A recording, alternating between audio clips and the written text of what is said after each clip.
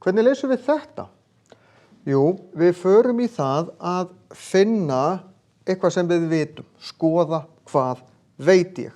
Ég veit að 10% er 100.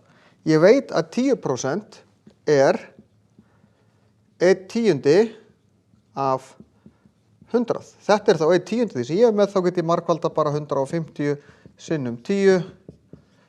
Svarið er 1500. En er þetta alltaf svona einfalt? Nei, því að ég get ekkert margfalda 12 upp í 100, þá get ég ekki nota þessa aðferð. Þá nota ég aðra aðferð. Þá ger ég x sinnum 0,12. Því að ef ég vissi að ef ég ætti að finna 12%, þá myndi ég gera 0,12% sinnum það og þá fæ ég út 600.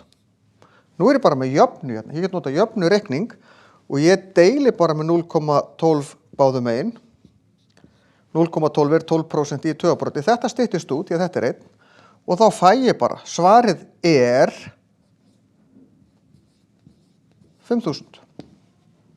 Við getum alltaf, ef ég veit ákveðið mörg prósent og það er eitthvað mikið að finna heildina, þetta heitir að finna heild, þá breyti ég prósentu í tugabrot og tek hlutan sem er þetta og deili með prósentinu í tugabroddi.